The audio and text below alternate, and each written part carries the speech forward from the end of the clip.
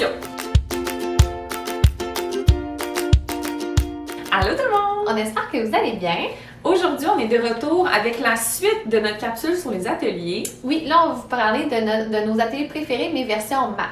C'est sûr que c'était difficile de choisir, mais on a sorti dans le fond 5 types d'ateliers différents Ouais. pour vous présenter peut-être des idées pour vous inspirer cette année. Donc, on a choisi de ne pas vous montrer de cartes à tâches parce qu'on sait que vous les utilisez déjà et que c'est assez connu. Donc, on aime beaucoup ça, mais on y va dans un autre domaine. Alors, le premier atelier qu'on veut vous présenter, c'est nos chères amies Stéphanie et Madeleine de Prof à la 2. Vous les connaissez sans doute, elles font des jeux quand même vraiment élaborés, là, qui sont comme, quand ils ont commencé leur boutique, c'était comme une révolution, on s'entend, puis ils ont vraiment leur style à eux. Oui, leur visuel est vraiment super. Ouais, vous allez voir, on va mettre le lien de leur boutique Mieux enseigner juste ici. Puis juste ici. Sur les journalistes. Oui, venez-vous-en. Puis dans le fond, un jeu qu'on aime vraiment beaucoup, qu'on a ressorti, c'est sur les nombres décimaux et droites numériques, la droite préhistorique. Si je me trompe pas, il est gratuit. Oui, je pense que oui. Mais parce qu'on n'achète pas vraiment de jeux, je sais qu'ils nous en ont déjà envoyé, mais il me semble que celui-là, comme c'était dans leur premier, il est gratuit. Oui. Donc, on va mettre le lien, mais on l'aime beaucoup, puis les élèves aussi, parce que c'est comme une façon différente de travailler les nombres décimaux. Des fois, tu sais, qu'on va additionner, bon. Là, les élèves, leur planche de jeu, c'est une droite numérique. Avec des petites comme ça, avec des petites chauves-souris. Je la mets-tu dans le bon? Non, c'est comme ça. En fait, les chauves-souris sont comme ça. Bon. Fond de doigt à l'envers. Ouais. Donc, chaque élève a comme une planche de jeu avec une droite de 0 à 2. Puis, ils doivent piger des cartes. Là, je fais ça simple, mais il y a plus de règles. Mais ils doivent piger des cartes qui les fait soit avancer ou reculer sur leur droite numérique. Puis, le gagnant, c'est simple, c'est le premier qui arrive à la fin, à la sortie de la caverne.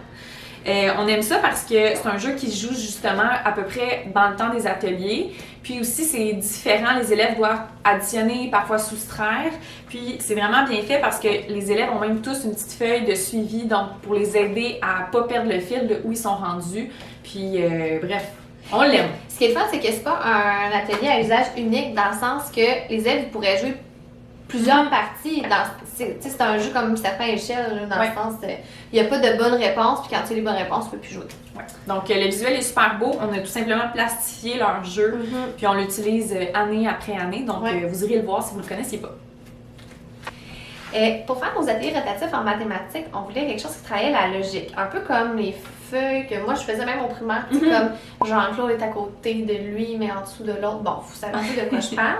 Et on a trouvé sur Mieux enseigner, sur la boutique de Café Créé Enseigner, le jardin de papy. Je vous montre parce que c'est vraiment papy. Et je vais vous dire, mes élèves, là, ils ont capoté là-dessus, puis je savais que ça allait travailler quelque chose, la logique, la compréhension. Je savais que l'intention était bonne, mais je me doutais pas qu'elle allait triper à ce point-là. Genre, c'était leur préféré. Donc, le but, c'est simple, c'est que Papy fait son jardin. Juste Papy fait son jardin, moi j'aime ça. On dirait ça m'accroche. Papy fait son jardin, puis il faut placer les différents légumes. Là, je montre le corrigé, là, mais c'est des légumes à placer, c'est des petites cartes. Puis, les élèves doivent le placer selon les fiches, les différentes fiches qui sont graduées. Donc, la 1 est la plus facile, puis la dernière est la plus difficile. Donc, par exemple, tous les légumes verts sont dans la première colonne. Donc, là, il y a le jardin, puis les élèves doivent placer tous les légumes verts dans la première colonne, ainsi de suite. Mais les élèves, ils ont tellement aimé ça. Au début, ils étaient comme « Ah, c'est bien facile », mais après ça, ils saignaient un peu du nez pour les derniers. Donc, donc moi, j'attends impatiemment comme le jardin de mamie. Oui, le jardin de mamie ou l'élevage de bétail. Créé enseigner. On va vous mettre aussi encore une fois le lien, pas sur mes genoux, mais dans la barre info, puis vous irez le télécharger si ça vous tente. Oui, fais-en d'autres, preneuse. Le prochain jeu, ça ressemble un peu à la version mais mathématique du jeu de baseball qu'on vous avait présenté des éditions Passe-Temps dans notre dernière vidéo. En fait, c'est le jeu hockey-matique, j'allais dire hockey mathématique, mais c'est hockey-matique des éditions Passe-Temps. C'est un atelier qui est toujours vraiment gagnant, surtout que ça travaille les opérations sur les nombres, donc on le présente souvent comme en début d'année. Les élèves en plus, c'est comme un sport, donc ils aiment vraiment ça. Puis la planche de jeu, c'est une patinoire, donc vous pouvez imaginer l'engouement des élèves. Le but est simple, c'est que les élèves jouent comme 2 par 2, là, puis ils placent la rondelle au centre. Puis il y a des cartes questions avec des opérations. Donc ils roulent le dé, puis selon le nombre qu'ils obtiennent, ils doivent faire une opération. S'ils ont la bonne réponse, ils peuvent faire avancer la rondelle jusqu'au but de l'adversaire. Mais si, par exemple, ils n'ont pas la bonne réponse, c'est à l'autre équipe de prendre la possession de la rondelle puis de faire avancer la rondelle jusqu'au but. Donc, c'est vraiment ludique, ça travaille les opérations. Puis encore une fois, cet atelier-là, c'est sûr qu'il est un petit peu plus dispendieux. On l'a acheté avec des sous qu'on avait de l'école, mais en même temps, la qualité est là. Les cartes sont déjà plastifiées, donc ça nous évite un petit travail qui est assez long d'habitude à faire. Oui, puis le visuel est vraiment agréable. Oui, vraiment. Donc, un gagnant. Moi, je t'écoutais un peu avec un peu de balle, dans le sens, je t'écoutais. Je voyais, j'étais passionnément. Tu peux intervenir. Mais non, ça.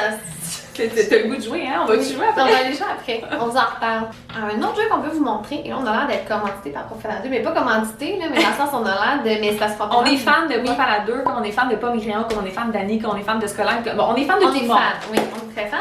Et là, on voulait juste vous montrer parce que souvent, Prof à la 2, ils vont sortir des ateliers, mais parfois, ils sont pour 2 niveaux différents. Dans le sens que celui dont je vais vous parler, c'est le cimetière des critères. Donc, ça travaille les critères de visibilité.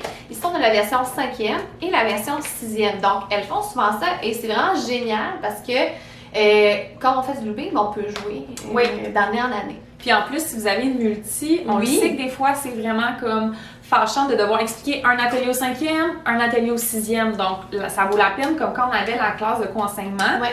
On essayait d'avoir la version 5 et 6 des ateliers, comme ça, tu sais, on expliquait le jeu, puis souvent, le jeu, c'est les nombres qui sont différents dedans, ou comme une petite variante, mais c'est ça.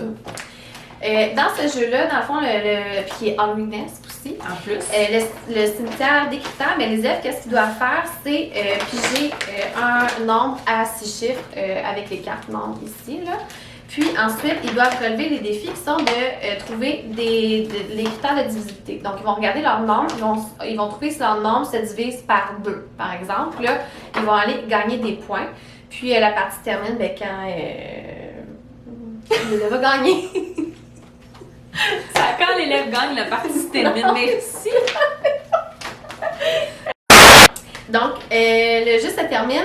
Pour les 5e années, c'est après 10 tours. Donc, après que tout le monde ait joué 10 fois. Et pour les 6e années, c'est 12 tours. Donc, c'est celui qui a fait le plus de points dans le fond dans les 10 tours. Qui a relevé le plus de défis. Et j'ai oublié de dire, quand le défi n'est pas relevé, c'est que dans le fond, on retranche d'un point. Donc, voilà. Le dernier atelier qu'on vous montre, c'est comme un classique que vous avez sûrement déjà vu passer sur Pinterest, dans des stories de quelqu'un. En fait, c'était plus pour vous montrer comme l'idée derrière, c'est qu'il y a des ateliers, même en maths, vous pouvez en faire par vous-même. On avait trouvé un jeu de Jenga au Dollarama, notre magasin préféré. Et on avait écrit des tables de multiplication. Puis les élèves, dans le fond, en jouant à Jenga, en retirant les pièces, doivent faire les multiplications pour pouvoir, dans le fond, garder la pièce puis continuer à jouer.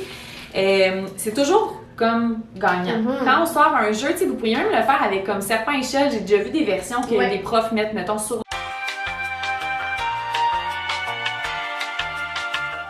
la case des opérations. Donc, peut-être des fois, regardez si vous avez chez vous soit des vieux jeux de société ou encore justement au Dollarama quand ça coûte pas vraiment cher pour modifier, pour l'adapter pour vos ateliers. Parce que nous, c'est toujours gagnant. Puis, ça coûte pas cher. Encore une fois, je t'écoute avec une plus de l'air, tellement t'es bon. Alors, on espère que vous avez aimé la vidéo d'aujourd'hui. Si vous avez trouvé la perle rare en termes d'atelier maths, n'hésitez pas à nous écrire sur Instagram, par courriel, sur YouTube, juste pour ou en commentaire, en fait, ça va pouvoir servir à d'autres aussi. Oui. Puis sinon, on va se retrouver dans 2 semaines pour une autre vidéo. Bye!